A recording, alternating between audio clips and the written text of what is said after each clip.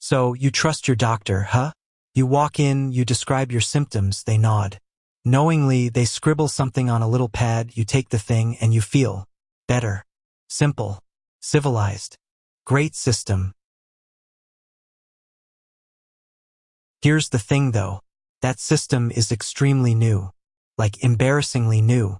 For the overwhelming majority of human history, the guy with the medical degree was the most dangerous person in the room. Not because he was evil. Not because he didn't care. Because he had absolutely no idea what he was doing and was very, very confident about it. We're talking treatments that dissolved your jaw. Treatments that filled your rectum with tobacco smoke.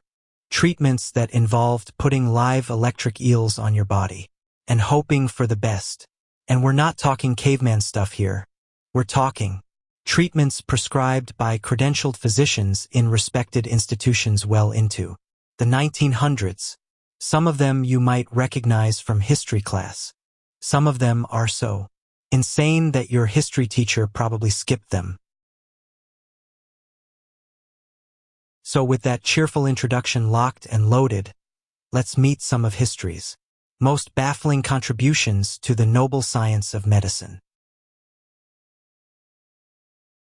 Segment 1: Radium Water, the glowing cure that ate a man's face.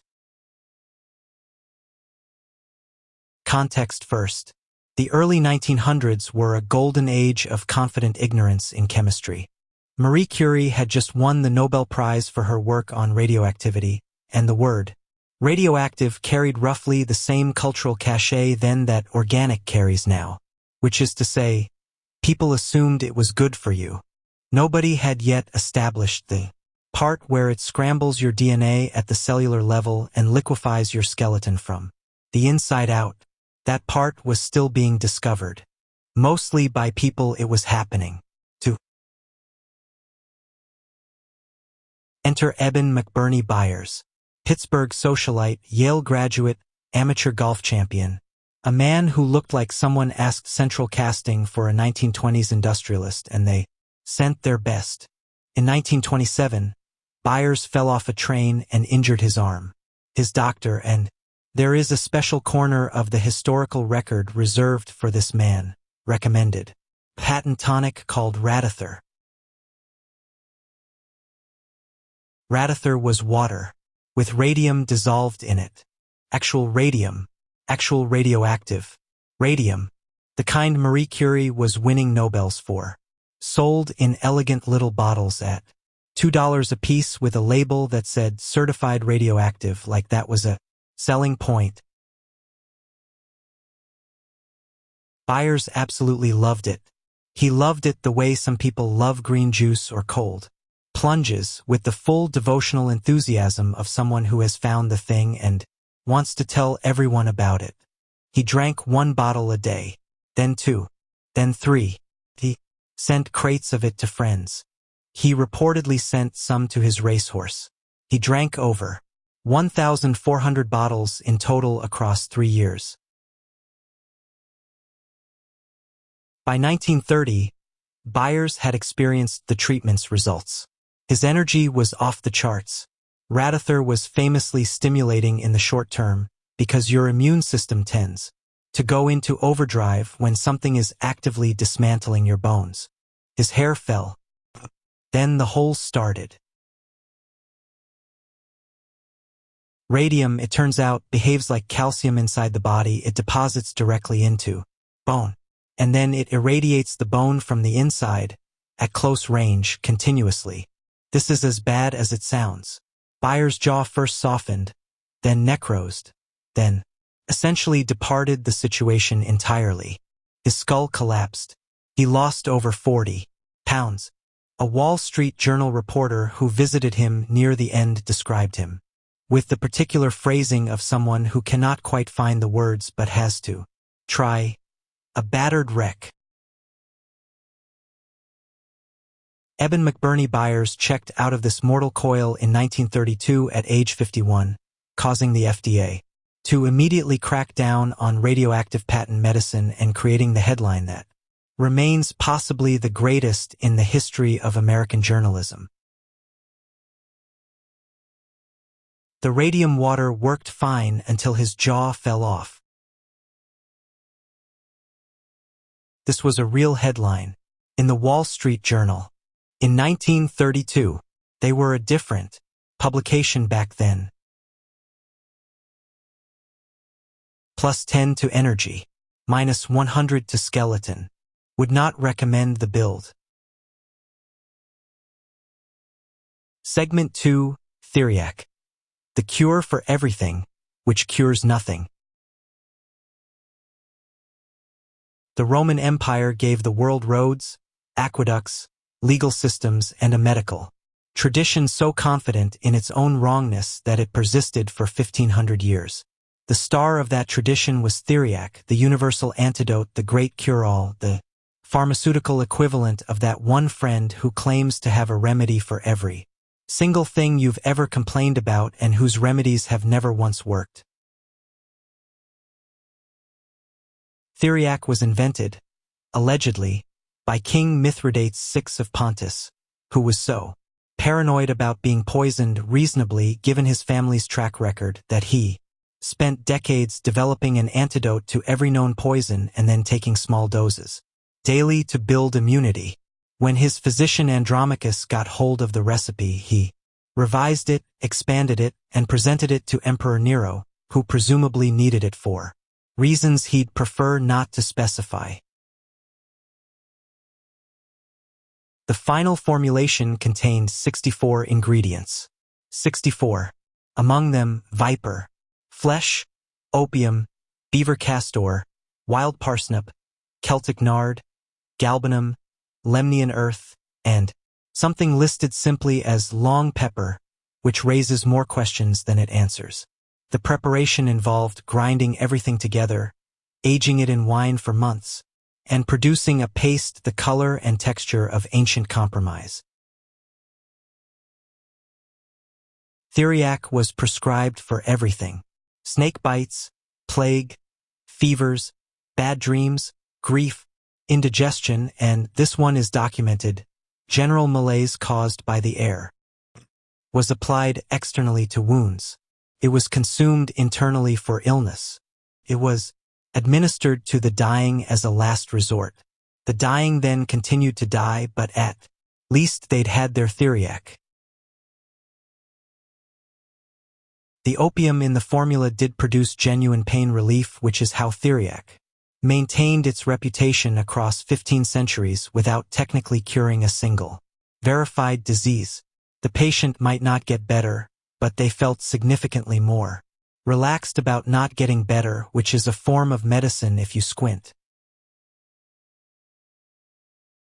Theriac remained in the official London Pharmacopoeia, the formal registry of approved treatments, until 1746. Over 1,000 years of 64-ingredient wishful thinking prescribed by physicians who went to school and read the books, and simply had the wrong books. The beaver, the viper, and the long pepper all gave their lives for this. A moment of silence, please. Segment 3, Trepanation. The hole in your head that was supposed to help. Here's one that's going to require some framing. Trepanation, the surgical drilling of a hole in a living human skull, is the oldest documented surgical procedure in the world. We found trepan skulls dating back 9,000 years. 9,000. Before writing, before the wheel, before anyone had figured out that grain ferments into something drinkable, people were already drilling into each other's heads. And here is the genuinely wild part. A significant percentage of those ancient skulls show evidence of healing bone around the hole, which means the patient survived, which means someone drilled a hole in their head 9,000 years ago and the patient lived long enough for the skull to start growing back around it. This is either a testament to the resilience of the human body or a very concerning Data point about how much abuse a brain can take before it decides enough is enough. The reasoning behind trepanation shifted across eras but maintained a consistent theme. Something bad is in the head, and you need to let it out. Ancient cultures believed. Evil spirits caused seizures, migraines, and mental illness. Drilling a hole provided an exit. Medieval physicians believed trepanation released the vapors responsible for headaches and madness. 17th century surgeons occasionally performed it for skull fractures, which is actually medically defensible. Relieving pressure from a depressed fracture is legitimate. The problem is they then continued performing it for things that had nothing to do with skull fractures.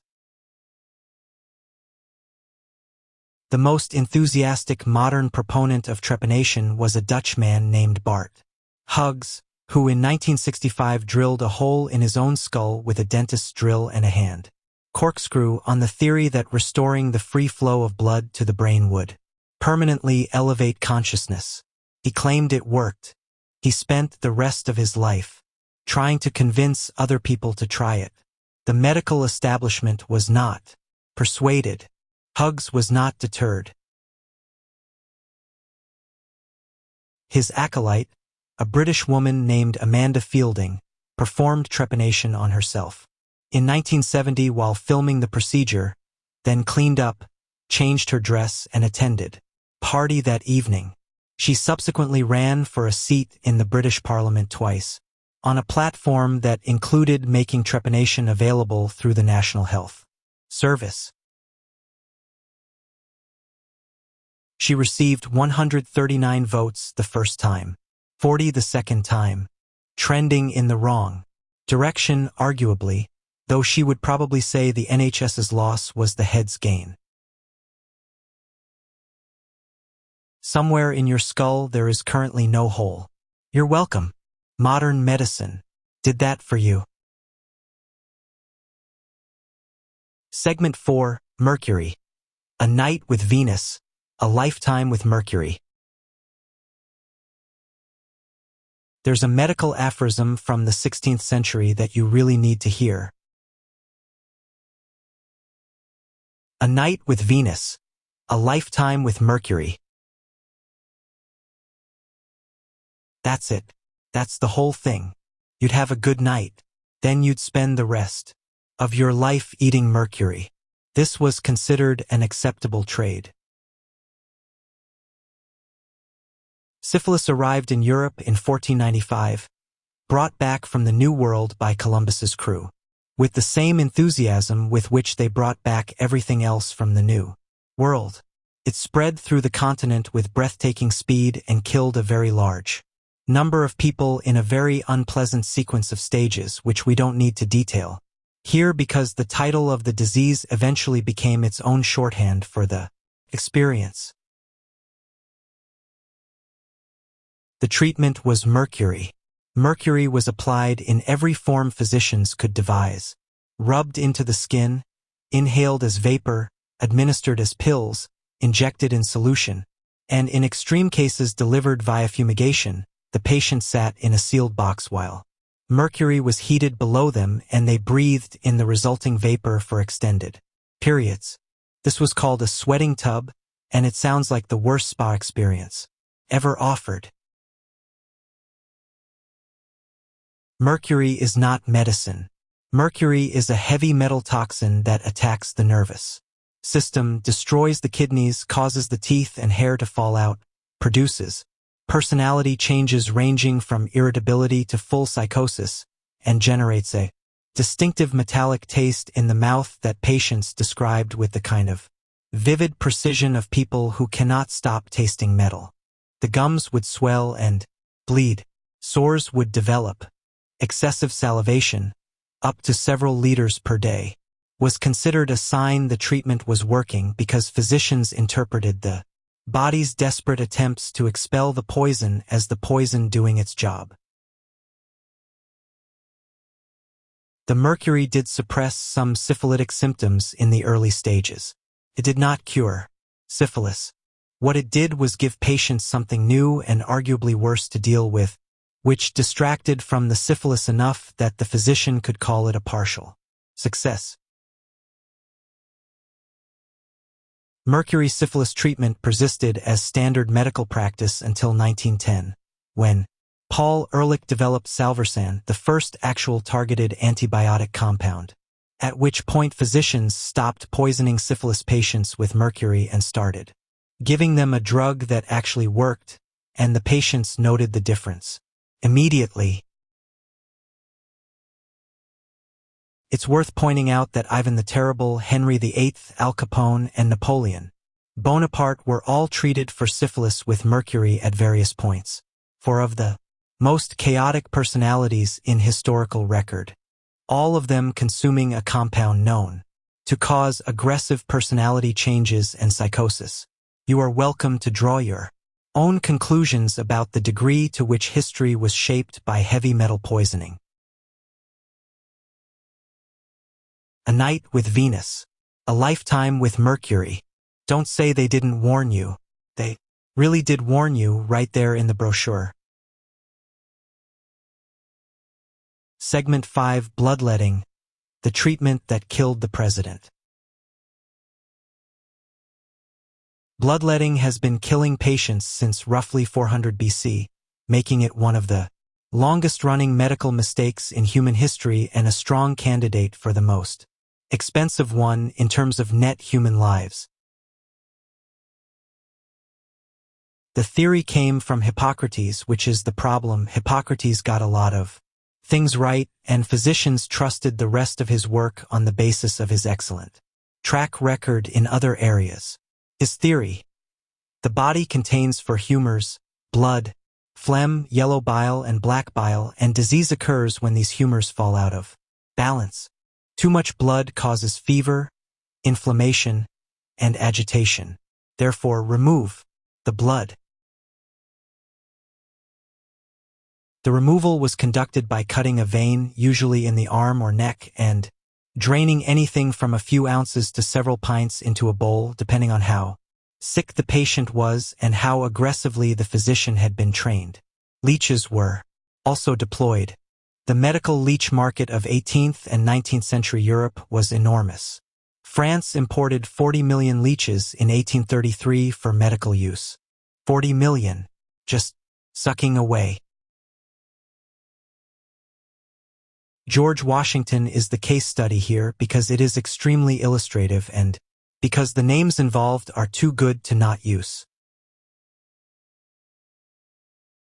On December 13, 1799, George Washington woke up with a sore throat, difficulty breathing, and a fever. He called for his physicians. 3 of them arrived: Dr. James Craik, Dr. Gustavus Richard Brown, and Dr. Elisha Cullen Dick. Excellent names, all 3. 3 excellent names that appear in the historical record as the men who collectively removed approximately 5 pints of blood from the father of the nation in the space of 12 hours. 5 pints. For context, the human body contains roughly 10 pints of blood. They removed half of it. Washington had a throat infection, almost certainly a bacterial infection of the epiglottis that was causing airway swelling. His actual cause of death was almost certainly asphyxiation complicated by severe blood loss from the treatment. Dick, bless him, actually argued against the bloodletting. He said they were taking too much, that the patient needed his blood, that this was not helping. The other 2 doctors outvoted him. They bled Washington again. He died at 10:20 that evening. Dick was correct. Drs. Craik and Brown had done the standard thing, the medically accepted thing, the thing every physician of the era was trained to do. They followed the guidelines. The guidelines were wrong. Washington's last words were reportedly, "'Tis well," whether this was acceptance, relief that it was over, or the mildest possible posthumous review of the treatment he had received is not recorded. He did not say, "Well done, gentlemen." The historical record is clear on this. Segment 6, Tobacco Smoke Enemas, the treatment that gave us an idiom. This is the one you came for. I know it is. You've been patient. Tobacco smoke enemas were a formal medical treatment, a recommended, published, taught, and practiced medical treatment. You need to sit with that for a moment. Actual tobacco, smoke, administered rectally, by physicians, to patients who had come to them for help. The practice began in the 18th century and was specifically developed as a resuscitation technique for drowning victims. The Royal Humane Society, the actual name, they were very serious, installed tobacco smoke enema kits along the banks of the Thames in London in the 1770s so that passers-by could administer emergency resuscitation to drowning victims they pulled from the river. The kits consisted of a bellows, a tube, and tobacco. You found a drowned person. You inserted the tube. You pumped. The theory was that the heat and stimulant properties of the tobacco smoke would revive the victim. It did not revive the victims. The victims remained drowned. The logic, such as it was, ran as follows. Tobacco is a stimulant. Stimulants revive. Drowned people need reviving. Therefore, tobacco administered via the most direct possible internal route would do the job. This is an internally consistent argument. That is wrong at every step. Tobacco smoke enemas were also prescribed, beyond the Thames kits, for headaches, hernias, colds, abdominal cramps, typhoid fever, and the catch-all 18th century diagnosis of respiratory distress. The Bristol Infirmary in England had dedicated apparatus for the procedure used routinely, published medical texts of the period, described the cases and outcomes in the specific careful language of physicians who were absolutely certain they were observing something real. Here is the part that is going to stick with you. The phrase blowing smoke up. Someone's. The expression you use to describe empty flattery, false reassurance, and telling someone what they want to hear instead of the truth, comes from this. Directly from this, the tobacco smoke enema kits on the banks of the Thames. The bellows, the tube, the dead drowning victim, and the physician pumping away with complete professional confidence. The next time someone accuses you of blowing smoke somewhere, you will know exactly where that phrase has been. You may not feel better for knowing this, but you will know. Medical consensus moved on from the tobacco smoke enema in the early 1800s once researchers pointed out that mouth-to-mouth resuscitation was more effective, more available, and required significantly less specialized equipment. The Thames kits were removed. The apparatus at the Bristol Infirmary was retired. The procedure was quietly removed from the official literature. The phrase, however, survived. It has a persistence that the treatment entirely lacked. And that is 6 reasons to be profoundly grateful you were born after 1950. Relatively speaking, you've been extremely lucky in terms of the medical era you landed in. The mercury is gone. The theriac is gone. The smoke bellows have been decommissioned. Your doctor, whatever their flaws, is not going to drain half your blood into a bowl. And consider it a solid afternoon's work. If you had fun learning about other people's suffering, which, if you've made it this far, you clearly did, then let me know in the comments whether you want a part 2. History has more baffling medical treatments than one video can hold, and some of the ones I didn't cover are significantly worse than these.